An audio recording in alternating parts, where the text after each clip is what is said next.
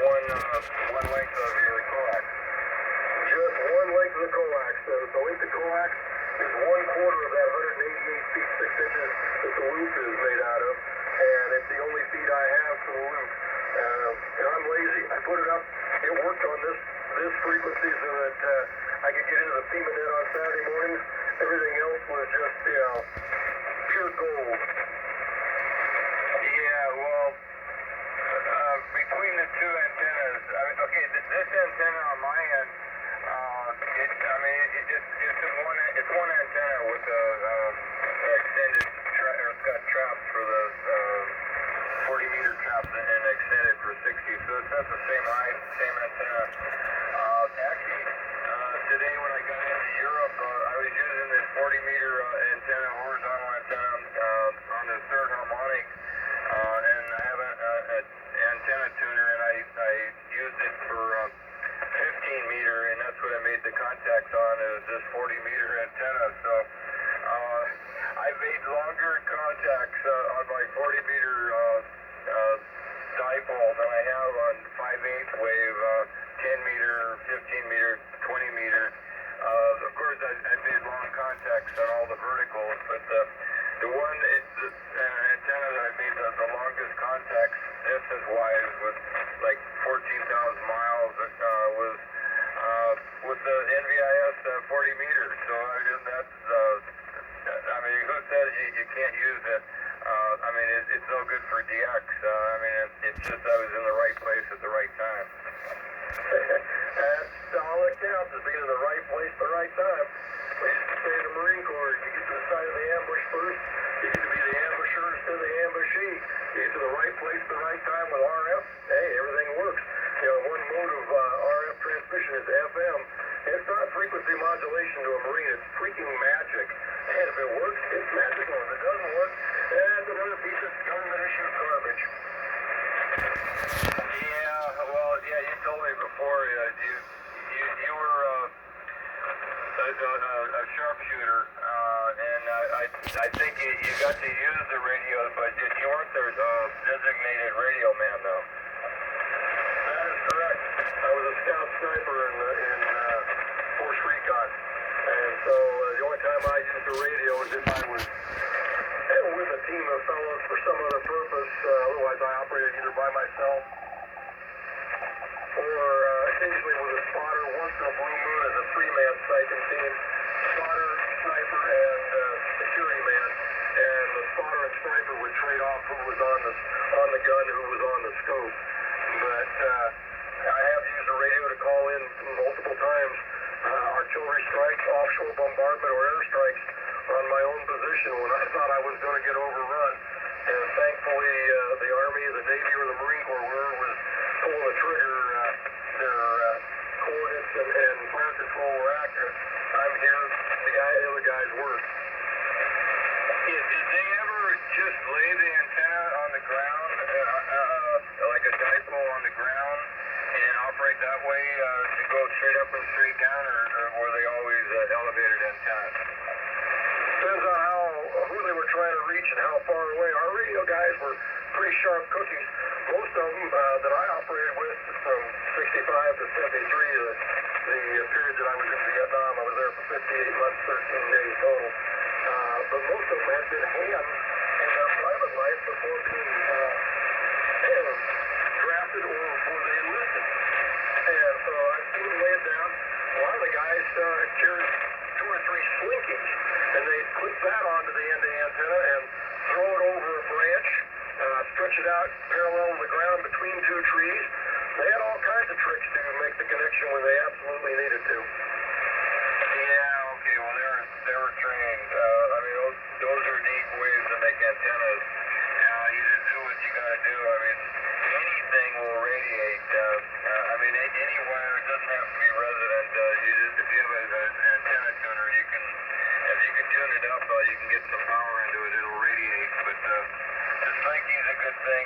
Even putting it on the ground will work.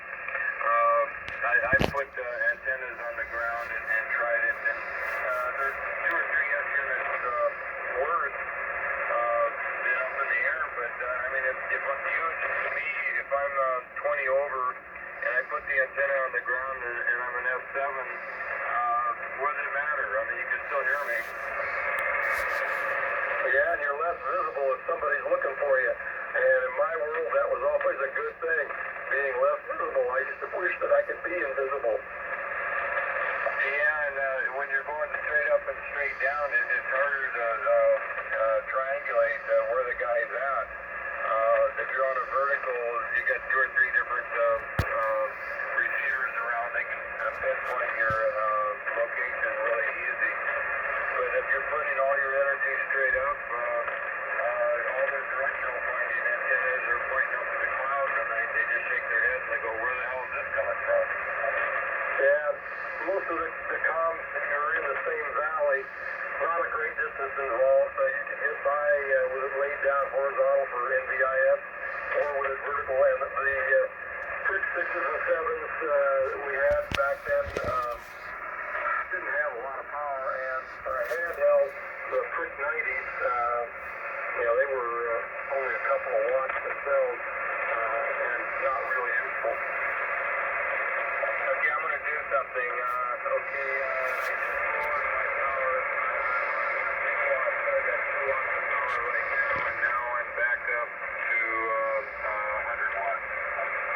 Well, when you said you were on 2 watts of power, your signal dropped to just barely under the S9 reading on my meter, and then went back up to about 5 to 10 over. It's bouncing in there when you went back to 100 watts, but you were perfect copy when you dropped it to 2 watts.